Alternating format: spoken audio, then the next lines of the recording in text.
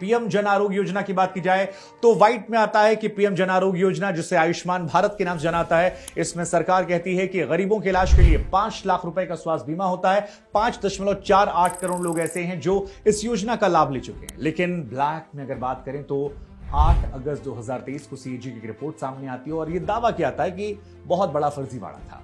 इस रिपोर्ट में बताया जाता है कि योजना में करीब 7.50 लाख लाभार्थी ऐसे हैं जिनका मोबाइल नंबर एक था। इस रिपोर्ट की माने तो 7.5 लाख लाभार्थी ऐसे हैं जिनका मोबाइल नंबर 99999999 और 99 यानी एक ही बार 10 नंबर तक 9 था, वो जुड़े हुए थे। यहां तक कि 1.39 लाख लाभार्थी ऐसे हैं जो 10 बार 8 नंबर वाले यानी 8888888888 वाले नंबर से जुड़े हुए थे और 96,046 लोग ऐसे थे जो 9000000000 नंबर से जुड़े हुए थे। इस रिपोर्ट की माने तो योजना के तहत इलाज करा रहे कई रोगियों को पहले से मरा हुआ दिखाया गया, लेकिन इसके बावजूद उनकी राशि उठाने के लिए उनका इलाज चल रहा था। पीएम उज्ज्वला योजना की बात करें तो 2014 में देश में 13 करोड़ गैस कनेक्शन थे। आज देश में 31 करोड़ से ज्यादा गैस कनेक्शन है, जिनमें से 9.58 crore gas connection PM Ujjwala योजना में दिए गए थे। लेकिन घरेलू गैस सिलेंडर इतना महंगा हो गया कि उज्ज्वला योजना के लाभार्थी गैस को रिफिल नहीं करा पा रहे। अगस्त 2022 में राज्यसभा में पेट्रोलियम और प्राकृतिक गैस मंत्रालय के राज्य मंत्री रामेश्वर तेली ने इस बात की जानकारी दी कि 2021-22 में 92 लाख ग्राहकों ने कोई रिफिल नहीं करवाया, जबकि 1.8 करोड़ ग्राहक ऐसे थे जिन्होंने सिर्फ एक बार रिफिल कराया। इस तरह उज्ज्वला योजना के 21% लाभार्थियों ने अधिकतम एक बार रिफिल कराया।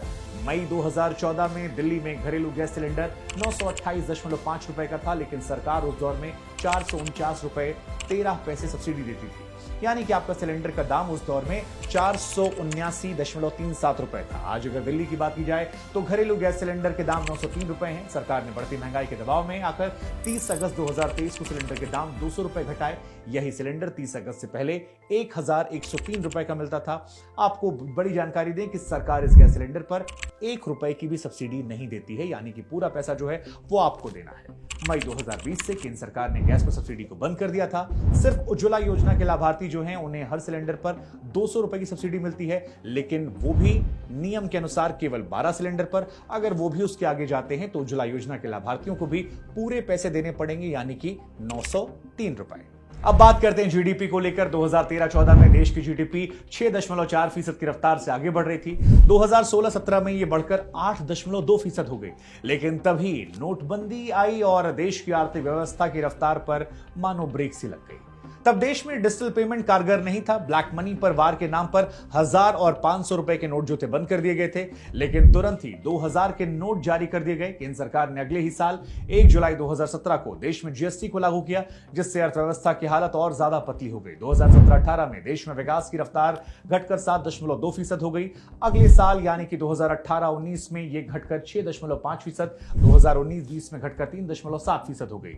इसके बाद 2020 में देश में कोरोना का प्रकोप आया और उसके बाद देश की रफ्तार जो है वो और ज्यादा घट जाती है। अगर बात किसानों की आय को लेकर की जाए तो 2017 में प्रधानमंत्री मोदी ने कहा था कि 2022 तक देश के किसानों की आय दोगुनी हो जाएगी और इसी के लिए किसान सम्मान निधि योजना चलाई गई, जिसमें सालाना 6,000 रुपए की आर्थिक मदद दी गई। लेकिन इन सब के बीच में नेशनल सैंपल सर्वे ऑर्गेनाइजेशन यानी कि एनएसएसओ ने एक ताजा रिपोर्ट तैयार की है, जिसकी माने तो भारत के किसान परिवारों की औसत मासिक आय 10,218 रुपए है, लेकिन इसमें फसलों से होने वाली आय जो है उसका योगदान केवल 3,798 रुपए है। यानी किसानों को फसलों से होने वाले विशुद्ध इनकम जो है वो सिर्फ 3,798 प्रति महीना है। 2014 में किसानों को फसलों से होने वाली विशुद्ध इनकम 3,081 रुपए थी, यानी अब तक किसानों की आय में सिर्फ 717 रुपए की बढ़ोतरी हुई। बीते सालों में किसानों की आय में मानिए 23% का बदलाव 2014 से देखने को मिला। वहीं किसानों की फसलों से होने वाली 3,798 रुपए की इनकम में से 2,959 रुपए ऐसे हैं जो फसल उत्पादन पर खर्च हो जाते हैं, यानी खेती से उसकी शुद्ध आय जो है वो 839 रुपए प्रति माह, यानी दिन के हिसाब से देखेंगे तो आप 28 रुपए आती है।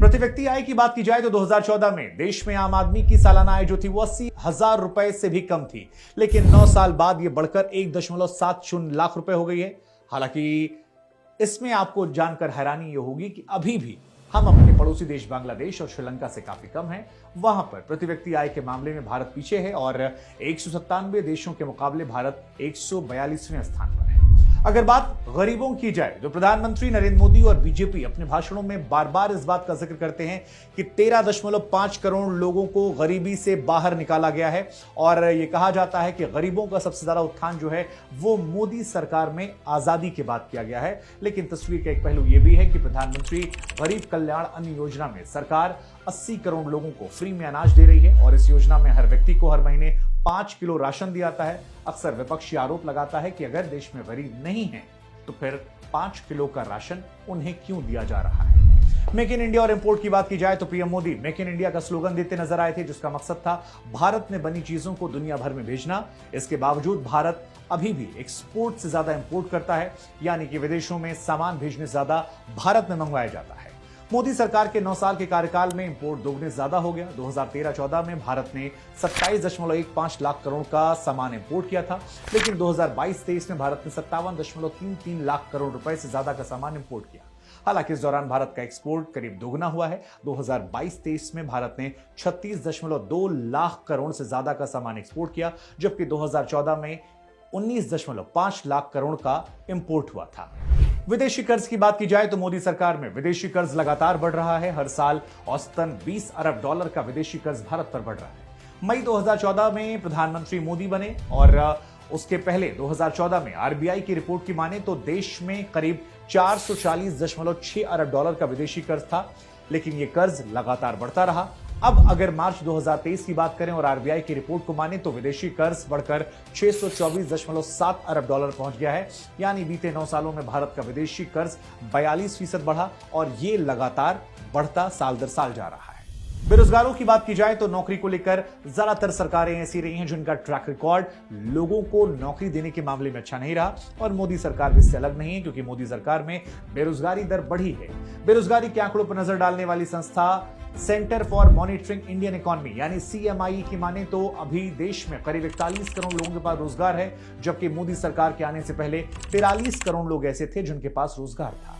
सीएमआई ने पिछले साल एक रिपोर्ट जारी की थी और इस रिपोर्ट में दावा किया गया था कि भारत में अभी 90 करोड़ लोग ऐसे हैं जो नौकरी के योग्य हैं। इनमें से 45 करोड़ लोगों ने नौकरी की तलाश करना छोड़ दिया है। सरकार कई बार इसको लेकर कहती है कि इन तमाम लोगों ने स्टार्टअप योजना के तहत अपनी शुरुआत की है। हम फैसला आप पर छोड़ देते हैं कि ये 45 करोड़ लोग जो नौकरी की तलाश करना छोड़ चुके हैं, डेटा के अनुसार ये स्टार्टअप में गए हैं या बेरोजगार हैं, ये फैसला आप पर है। लेकिन साल 2019 में सरकार के सर्वे में यह सामने आया था कि देश में बेरोजगारी दर 6.1% है। यह आंकड़ा 45 साल में सबसे ज्यादा था। मोदी सरकार के आने से पहले देश में बेरोजगारी दर 3.4% थी, जो इस समय बढ़कर 8.4% पहुंच गई है। अब अगर महंगाई की बात करें तो 2014 में मनमोहन सिंह की सरकार जाने में एक मुख्य चुनावी मुद्दा महंगाई भी था। आज के दौर में जनता को परेशान कर रहा है। जो पेट्रोल के दाम 2014 में 71 रुपए प्रति लीटर जनता को परेशान कर रहे थे, वो आज के वक्त करीब 97 रुपए प्रति लीटर के आसपास है। जो डीजल 2014 में 57 रुपए लीटर था, वो आज करीबन 90 रुपए लीटर है। 2014 में पेट्रोल पर एक्साइज ड्यूटी 9.48 रुपए थी, जो इस वक्त 19.9 रुपए है। 2014 में डीजल पर एक्साइज ड्यूटी 3.56 रुपए थी, जो आज बढ़कर 15.8 रुपए है।